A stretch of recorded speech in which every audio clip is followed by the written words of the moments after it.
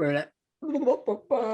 So you can see my beautiful face. As always. As always. So in this episode, it's myself, Andrew, and Adam and Prog, and we're going to look at some fan theories of movies. I got an intro in me if you want me to quickly do it. Go on, you may as well.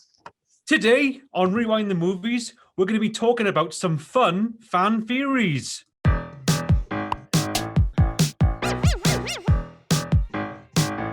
Oh, we use music as well. But I went all out on that one, but... The structure is going to be that I'll give you a couple of theories, and yeah, I just want your thoughts on these. So we'll start with one which we've sort of already talked about when we did this podcast, and it's Pulp Fiction. And it's that the briefcase that Danny and Jules? No, what's their names? Yeah. Jules and Vincent.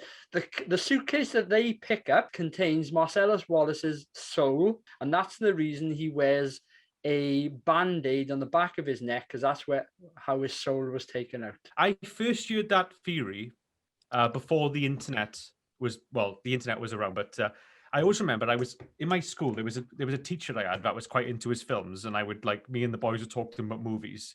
And he stood up in the classroom because we'd all seen Pulp Fiction when we were about 14, and he told the entire class that theory about it being his soul. I'll never forget that. Mr. Griffiths, our DT teacher. The only issue I have with it, well, it's not in keeping with the rest of the film. So. Does that make it more intriguing, though? Maybe Tarantino was looking for a twist similar to what he had in From Dusk Till Dawn. Who knows? There's obviously something in that briefcase, and I'm not talking about like there's just something in there. I mean, there's obviously something that's not normal in there because the briefcase lights up. Well, I have heard apparently that is inspiration. The light coming out of the briefcase was a B movie called Repo Man. You heard of that as well, lad? We both watched it together. I don't remember watching that. Yeah, we did with Emilio Estevez. You weren't that fussed on it. It's the one when they open the boot and they turn into a skeleton. We definitely both watched that together. Oh yeah, I loved it. You didn't like it. I was like, that was a class film, and you were like, that was shit. I remember that. I actually have a photograph of what's actually in that suitcase. Flashing up on the screen right now. It's basically, it is literally just like a suitcase, and it's like a sort of like a bit of lighting kit in there. Okay, theory number 2, and we go into Greece. At the beginning of the film, Danny and Sandy spend a summer together, and you see them on the beach, frolicking in the waves and dancing around and things. The theory goes that Sandy drowned during that time. And as she was having a lack of oxygen, the movie plays out in her fantasy. And that's why the movie is so surreal, in the sense of you have singing, you have that cutaway scene with Booty school dropout or whatever, and then finally the flying car. Can I just jump in right now and say I hate those type of theories when it's like the character's having a dream. I hate them. It is literally the product of someone sat down with a doob going like this, man, imagine it's like a dream. There's one for every film or TV show you can ever think of. The thing is about the music and the songs, though, is that is someone going to come up with the theory like that for every musical that's ever existed? If you're coming at me, not you, Andrew, because you're just reading what's on the internet, but if you're coming at me... it's Andrew's fault for bringing it to us. These are all my theories.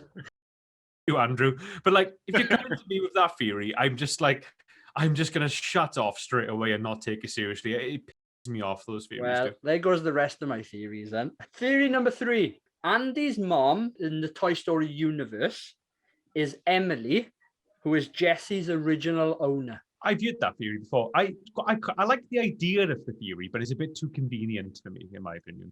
I think it's convenient as well. Yeah, also, and there's no sort of reaction from Jesse when seeing the mum. Yeah. Well, also there's no reaction from the mum seeing Jesse. Well, yeah. Oh, I used to have one of them when I was younger. Quick side note, right? At the end, Andy goes home and it's just like, oh, thanks, Mum, new toys. No one ever mentions that. Like, Andrew, if you went home one day and your kid was just like, thanks, Dad, and he was holding all these new toys, you'd be a bit like, I didn't buy them.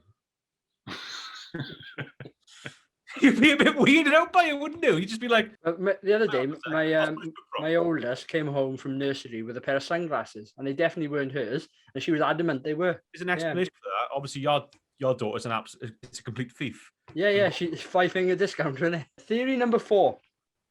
We go into Finding Nemo. Nemo was an imaginary device for Marlin, who's his dad, to come to terms with the death of his wife. And also to back this up, in Latin, Nemo means no one. Again, all I'm going to say is this: someone had a bifter that night when they watched Finding Nemo. Was like, man, imagine if like it's all a dream. I find these theories interesting, but that's all they are, isn't it? Theories. Someone sees something in an element of the film and goes down a rabbit hole with it in the sense of their imagination. Number 5, Mad Max Fury Road. Tom Hardy's Mad Max is actually the feral kid from Mad Max 2. I'm on board with that. Yeah, and there's some backup reasoning behind this.